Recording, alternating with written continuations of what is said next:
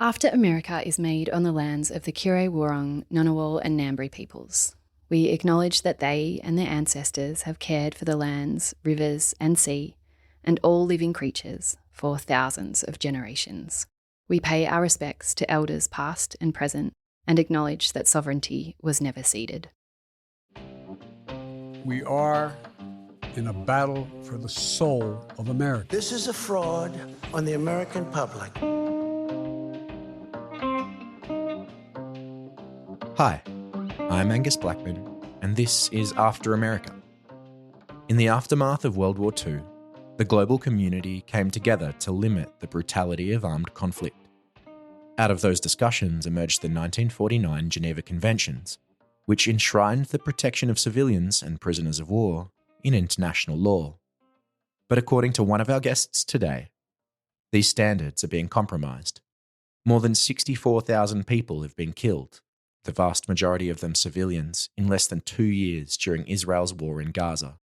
According to the United Nations, hospitals have treated more than 20,000 children for acute malnutrition between April and July alone. In the United States, now Secretary of War, Pete Hegseth, thinks that American troops should be ruthless, uncompromising, and overwhelmingly lethal. He wrote in his 2024 book, The War on Warriors, Behind the Betrayal of the Men Who Keep Us Free, that they should not fight by the rules written by dignified men in mahogany rooms 80 years ago. And in Ukraine, Russian attacks on civilian and energy infrastructure have hampered the delivery of aid and cost lives. This week, we're joined by two guests who understand that conflict and its impact on the Ukrainian people better than most. Maskym Dotsenko is Director General of the Ukrainian Red Cross, and Illya Kletskovskyy is the organisation's Deputy Director. They joined Allan Behm, Australia Institute Special Advisor on International and Security Affairs, in our Canberra studio on Thursday the 4th of September. They discussed how the invasion is affecting Ukrainians, the role of the Red Cross in armed conflict, and the importance of international humanitarian law in saving lives and reducing suffering. Illya, if I could ask you first, what's actually happening on the ground in Ukraine right now? Thank you for the question. There are many things that are happening on the ground, but the Ukrainian Red Cross concentrates on humanitarian needs, and we can tell that humanitarian needs are quite big in Ukraine, have been big, and remain quite big. But what is the key here is that after the 3.5 years of the full-scale warfare, the funding to cover the needs and the attention goes down towards the Ukraine, and we need to come up with the solutions to still cover the needs, which have adopted, but with the less funding available. So this is what is on the ground, but obviously some trends that have been already established in the humanitarian aspect, such as winterization, is huge. Every winter, which starts mid-October in Ukraine, the heating season poses quite a lot of difficulties for the population following the attacks on the energy infrastructure. So right now we're in full preparation actually for the upcoming winter. So this is the current, I would say, trends and situation for the humanitarian side. As you know, in Australia, you've got quite a strong and vocal Ukraine community. And where we're having our discussion this afternoon, we're about 500 metres, I think, from the Russian embassy. And there is a constant vigil being held outside the Russian embassy to remind us, down this end of the street, of the tribulations that the Ukraine community is going through at the moment. So, Maskym, how's morale? How's national morale? How are the people feeling as this war goes on and on in Ukraine? Now, since the beginning of the full-scale invasion, it's 3.5 years, But we have to understand that the war in Ukraine started not in 2022. for Ukrainians, the war started in 2014. And next, we turn tonight to the tension rising around the world as Russian President Vladimir Putin casts his shadow across the boundary of Europe and Russia. Они хотят быть с Россией. What America is officially calling a Russian invasion of Ukraine. Russian troops spreading out throughout the strategic Crimean Peninsula. Large groups of pro-Russia troops surrounding Ukrainian bases. The international warning to Russia to end its invasion is being ignored. So can you imagine 3.5 years of full-scale invasion? And in general, it's 11 years of the war. So people are really tired. Of course, it's affected psychosocially, mental health. It's affected on the economy. So social economic situation quite difficult, and it's not improving. Yeah. And when you're know where is the light at the end of the tunnel, you can really mobilize, all your efforts and go straight forward. Yeah, but when you don't understand when it will finish, the war will finish. So it's very difficult, to distribute all your internal capacities. Yeah, so definitely everyone in Ukraine have somehow impacted by the war. People tired. The context in Ukraine quite very politicized. Even the humanitarian response will very politicized. So people are trying to find always the buffer, where they're sometimes tiredness or anger sometimes, can be put it up. So the situation is quite difficult in general. Yeah, and it's not helps in any sphere. I'm talking from economy, business, humanitarian. And then the needs are humanitarian needs, particularly, are growing still. Yeah, they became quite difficult to manage. They're quite complex.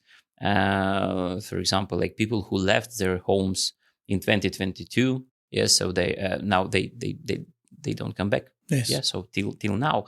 And what is even worse is in some regions.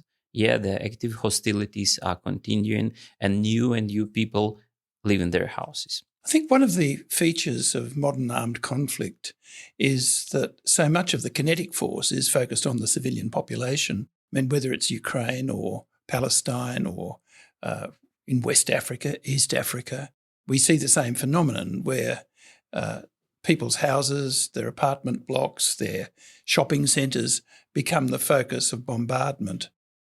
How are you guys coping? How is the Ukraine Red Cross coping? Because you would be at the forefront of responding to that dynamic of modern armed conflict. We're really on the forefront. It's not just a term, yeah, because we have quite strong search and rescue service, emergency response teams who are really on the forefront. They the first responders during all missile attacks in Ukraine in big cities, yes.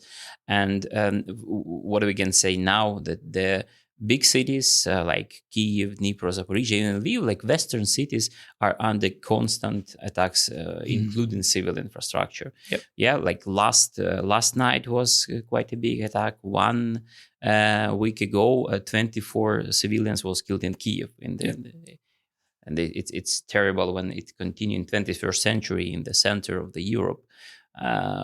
We have such a number of deaths per one night. Yeah. So we are working together with State Emergency Service of Ukraine very closely. In general, we are auxiliary to our government, and of course, we coordinate a lot of our works here, and we trying to be in line the strategies of the government. Yeah, and particularly in civil protection, we are the partners with State Emergency Service of Ukraine, who are the first responders on any attack on civilian infrastructure. So this is our rescuers and our emergency response teams. This is the most trained, the most equipped staff and volunteers of Ukrainian Red Cross, who provide first aid, who provide psychological first aid, who provide food for the victims of such missile attacks. And now we are like the central NGO agency, let's say, who coordinate this work after such an attacks. So it's a quite important role for us. It's not the only part of our work. Yeah, this is a small piece because in general we have 5,000 staff and 10,000 volunteers in Ukraine, which engaged in a lot of different directions, work from mobile health units and home-based care, so like social workers, to real respond during the attacks. But this is the most, adrenaline people who need this. It's difficult to manage them, but this is real heroes for us. I was going to ask you, what are the principal sort of obstacles to success for you at the moment? What are the main constraints? Are they material constraints, or are there political and other constraints that are sort of holding you back from being as effective as you might want to be? Oh, that's very interesting and broad question. In general situation in Ukraine, so difficult that if we can take all the support which is provided, so during all these years, it's not enough. So the scale of suffering, the scale of damage, the scale of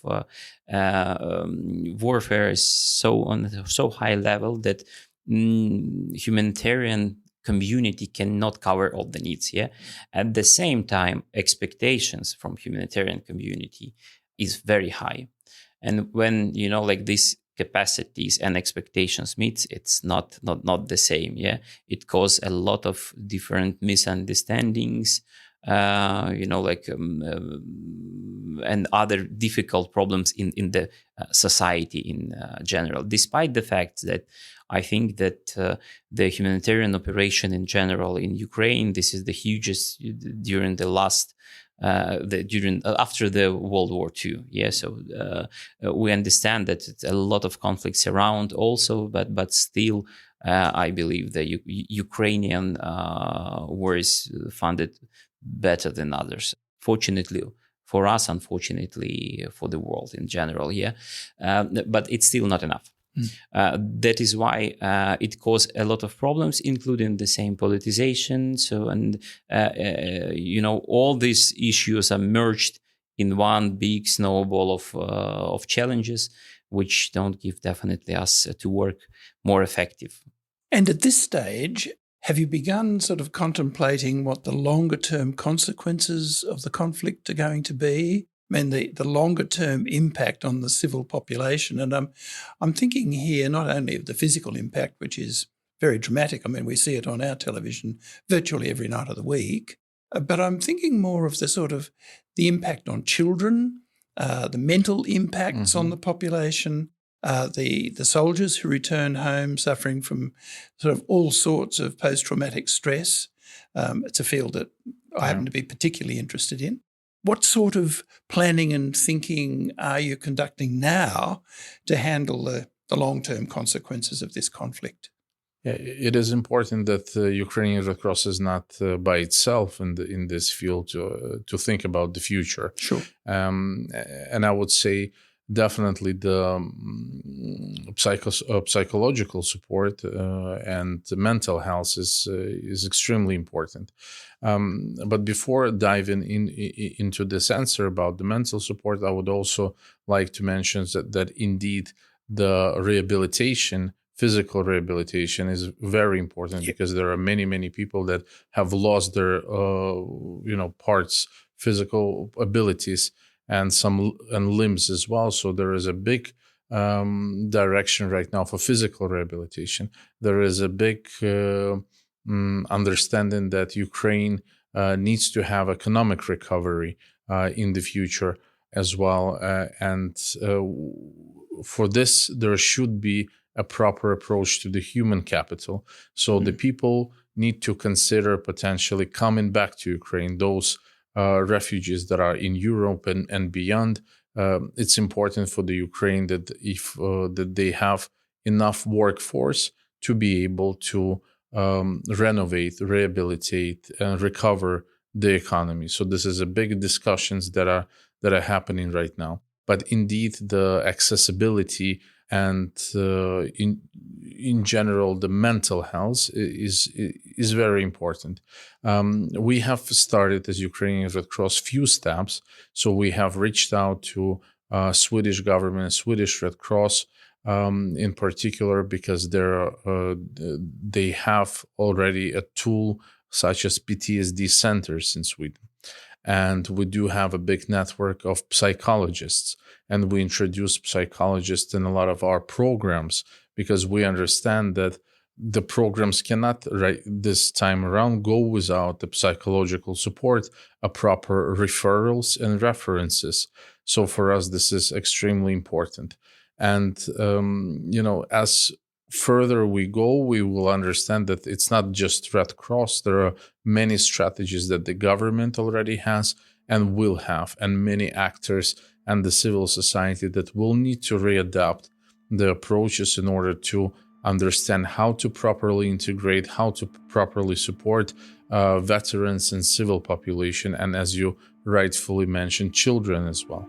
To the war in Ukraine now, and 3 members of staff who work for the International Committee of the Red Cross have been killed after shelling hit the site of a planned distribution of aid in Donetsk. The Palestine Red Crescent says one of its staff members has been killed in an Israeli attack on its headquarters in southern Gaza. The International Red Cross voiced outrage as 8 ambulance drivers from the Palestinian Red Crescent, 6 members of the civil defense, and the UN agency employee were killed while on duty, according to the organization. An Israeli military inquiry into the Israel Defense Forces killing of 15 paramedics and aid workers in southern Gaza last month has found that there were several professional failures, breaches of orders, and a failure to fully report the incident. For the Australian audience who are going to listen to this, I'd like to get into some of the bigger world picture issues, because you are right at the forefront of where some really quite remarkable developments are taking place. The other, obviously, big issue for Australia is Gaza and Palestine, where we have some of the same phenomena.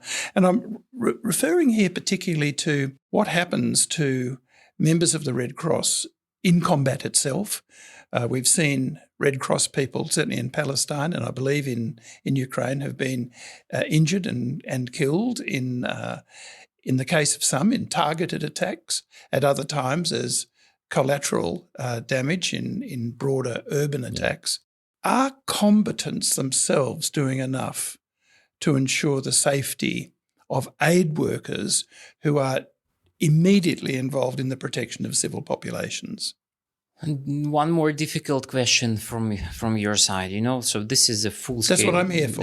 This is this full-scale war. So for now, you're right, 6 volunteers of Ukrainian Red Cross Society were killed during these 3.5 years, and 3 aid workers of International Committee of Red Cross was killed last year.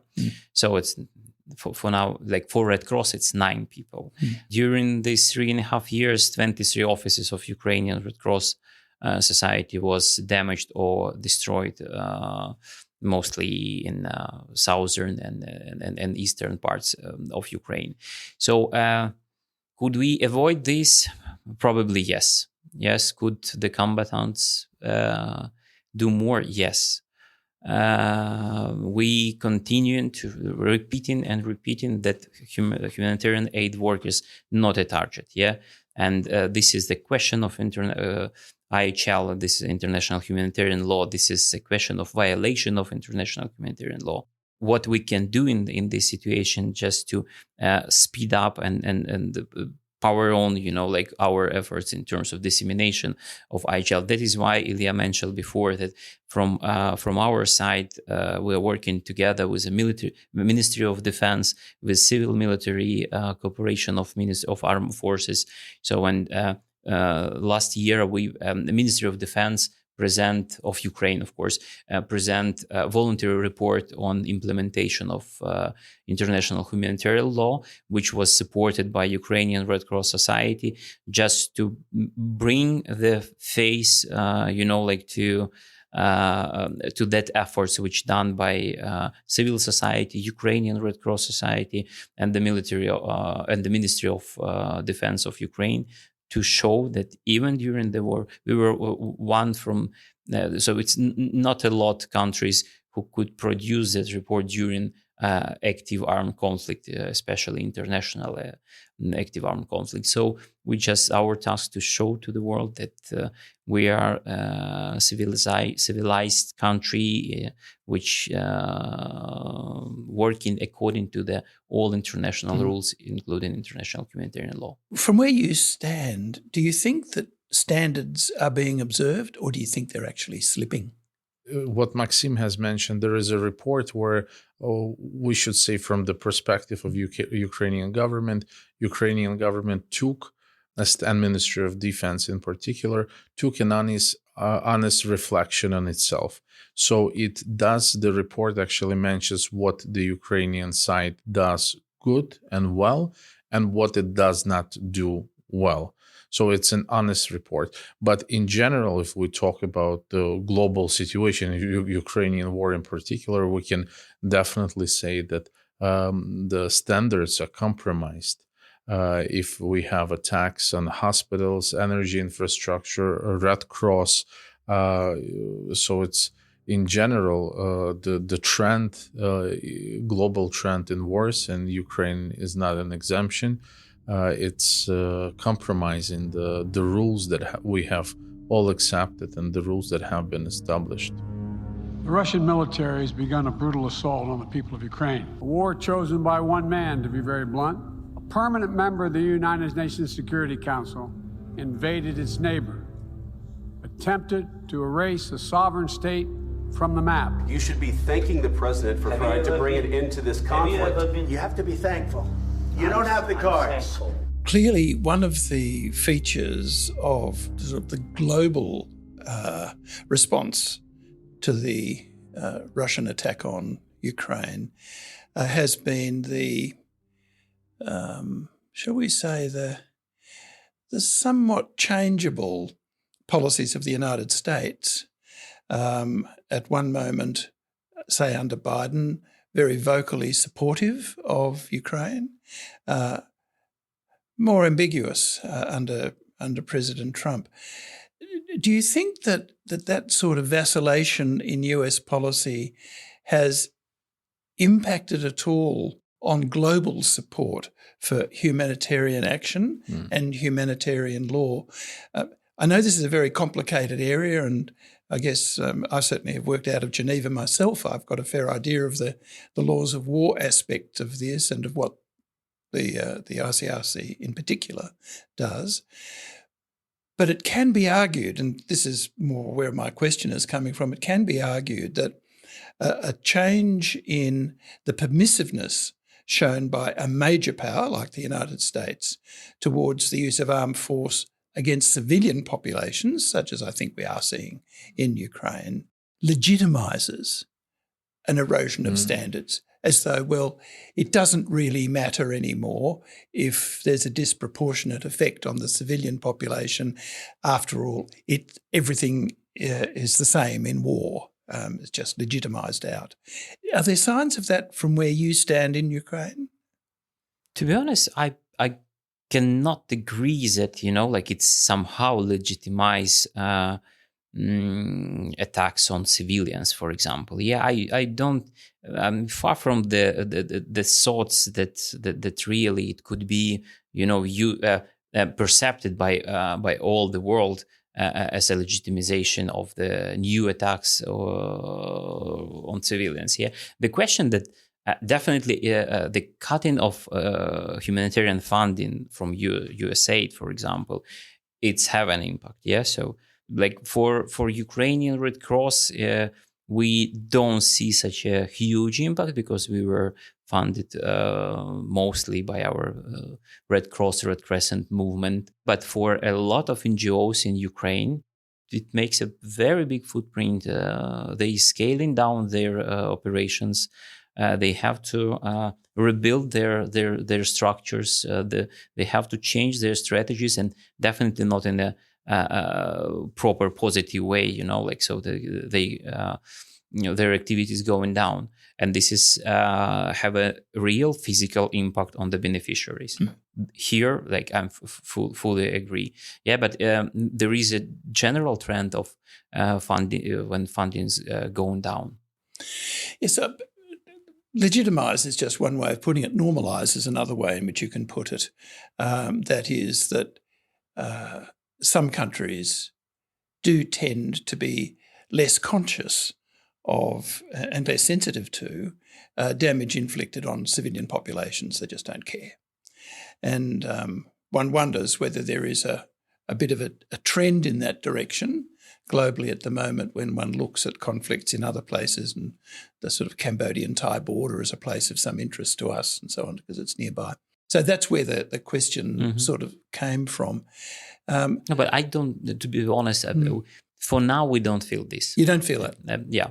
Because it was an interesting thing to us, and we did a podcast in the last couple of weeks, that the one person who took great comfort out of Trump's strange meeting with Vladimir Putin was Benjamin Netanyahu, who, when Putin heard from Trump that it's a good idea to settle your land claims before you start having consultations about a ceasefire, Netanyahu thought that was a pretty good idea too, I think, which helps explain what has happened in Gaza in the subsequent couple of weeks. I'm really glad to see you guys are here in Australia, and I just wanted to sort of ask you, what are you going to do here? You know, we've got a pretty active Red Cross in Australia, a pretty good Red Cross actually. So what are you going to talk about? I think the most important is that we meet in the public and meeting the government and officials here in Australia, and as we probably answered or try to answer in the first question. So for us, it's important to talk about the situation on the ground. On the ground. Yeah. Talk about the needs of Ukrainians, because the needs are not going anywhere, and we need to understand the level of attention. We need to bring the attention. We need to talk about specific cases, general cases, broad cases, like we do on your podcast. Because it's important that we give the information to understand the situation better. Obviously, things are not very quick. Sometimes it's important to talk, to understand, to indicate what are the needs, to explain. And then we hope that this visit and these conversations that we will have a positive impact for Ukrainians. Specifically in Ukraine as well. But we are here meeting Parliament.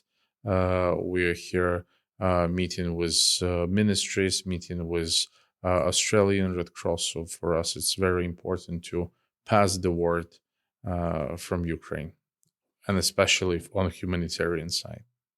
Yeah, and the Australian Red Cross, our good friends and partners. We're working closely. Australian Red Cross support us in our humanitarian operations. And still here, as Illya said, for us, this is main task to keep interest to Ukraine because needs not going down, needs going up and up. So the war is still ongoing, continuous, even in more, difficult manner than it was a year and a half ago. So for us, it's to keep interest to Ukraine, to keep it on the pages of your resources. So this is like our discussion now. This is one of the small pieces, puzzles of a bigger picture. So we spending a lot of time outside of Ukraine for different countries to hear the needs from the ground, to understand the situation not going better,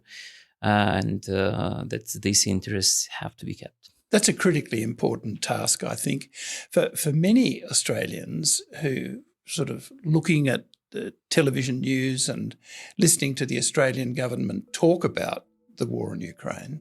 Australians would think that the assistance Australia provides is military. Anthony Albanese was side by side with Ukraine's president, pledging more military aid. The people of Ukraine have shown courage for 3 years.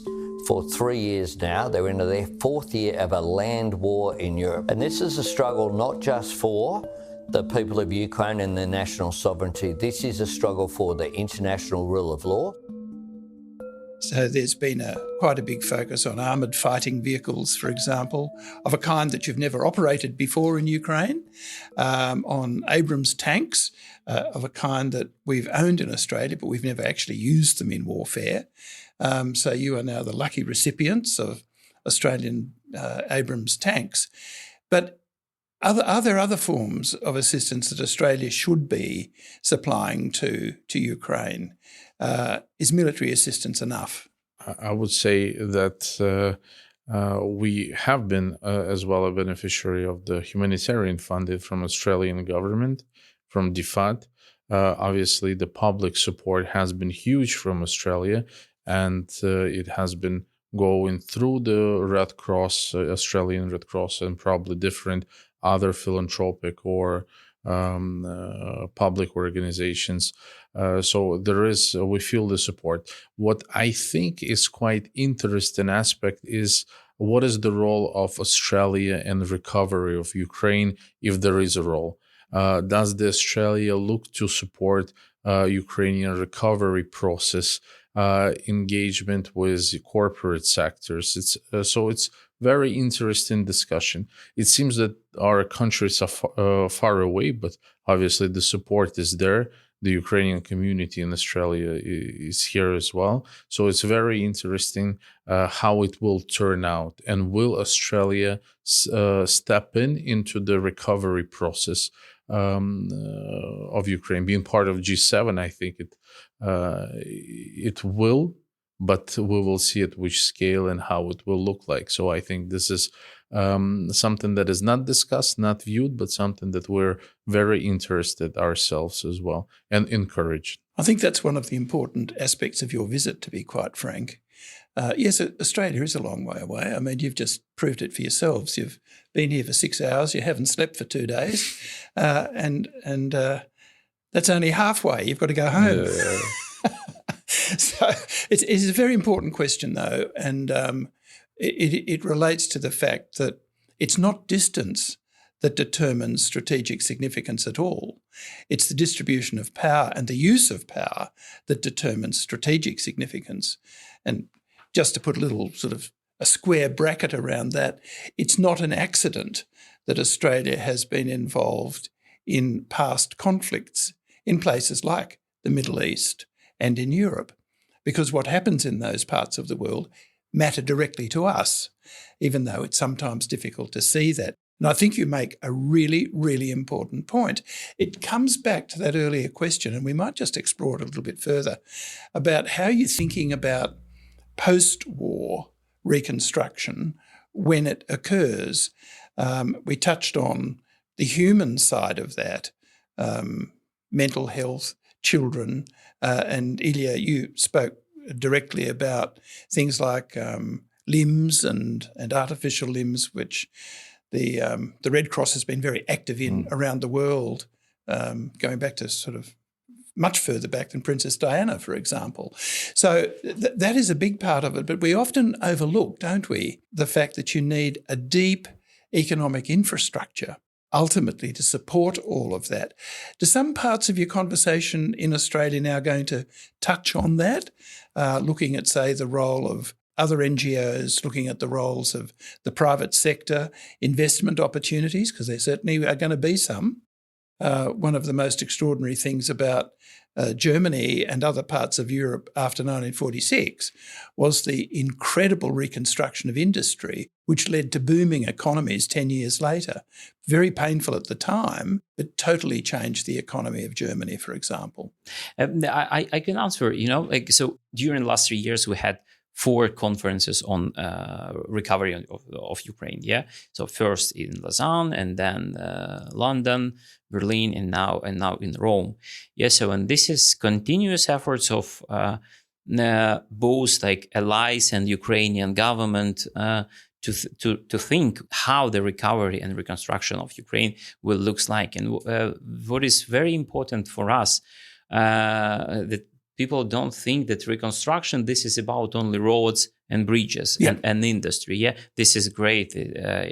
investments, economy growth, this is good. But like for us, we as a humanitarians focusing more on the human capital. Yeah. So you know that now like in Ukraine, around 5 million internally displaced people and more than 6 million left Ukraine. So the population of Ukraine decreased significantly, you know, because of the part population of Ukraine is under occupation, part left. So for us, it's about reconstruction. It's also about creating conditions for people to come back. And many of them would be young. The majority of people who left, this is children, their mothers, young people, so very educated people. This is people who can work in future in Ukraine and then to reconstruct itself. And this is for us one of the main tasks, not only for us, for the government also. We're working together with the government on these issues. It's not easy because everything now let's say blocked by the security situation. People who left in 2022 don't want to come back while the conflict is continuing. So definitely for all Ukrainian society, the main task is to stop the war. And then definitely to create these conditions. But we can do a lot of work now. It's not mean that we have to wait till the end of the conflict. So we have to continue this work around like building the strategies, doing what it achieve quick wins, like what we can do now. That is why on such a conferences, it's a very interesting discussion. Definitely in majority of cases it's based on the investments, on the business. And Illya correctly mentioned that what is the role of Australia in this, for example. So like military support, this is one side, humanitarian support, this is other side. But you mentioned that the right way of recovery and reconstruction could put the country on absolutely other level after after such terrible war. And Illya, I could offer you the last word. Yes, thank you. But answering to your question, if we plan to talk about this in Australia, absolutely, we have already started to do it, even though we have been here for 6 hours. But in the Parliament Senate, we already had mentioned the recovery and reconstruction of Ukraine, because for us it's humanitarian side and recovery goes hand in hand. And what is interesting is that in Ukraine we think about social services, medical services, healthcare services, and educational service, civil protection, which is not necessarily a humanitarian aid distribution. This is a part of the system. And for us, this is also aspects of our input into the recovery and reconstruction. However, it is not typical for the movement international response. When we're talking about ICRC, IFRC, and different national societies, different Red Crosses that support us, it's not typical for them to mobilize not humanitarian, but the recovery type of support, which it's kind of reinventing for the roles of the Red Crosses. So we will speak as well with Australia. I will put Australian Red Cross on the spot here at the end of the podcast, and we will put them also pose a question of which role the Australian Red Cross wants to have and support us in this effort. So for us, it's important. Excellent. Well, Illya, Maskym, thank you both very, very much for coming and visiting us at the Australia Institute, giving us a chance to have a chat. And we from the Australia Institute wish you every best wish in getting on with this incredibly important work of bringing your country back up at every level of your country's sort of well-being. So thank you both very much. Thank you so much. Thank you for the invitation. If you want to read more about how the international rule of law is being upended, you can read Dr. Emma Shortis's Vantage Point essay. After America, Australia and the New World Order is available for just $19.95 via the link in the show notes. And we'd love to hear your thoughts on the show. You can reach out to us via our email address, podcasts@australiainstitute.org.au. This episode was recorded on Thursday, the 4th of September, and After America is supported by the Andrew Farron Foundation. We'll be back next week. I'm Angus Blackman. Thanks for listening.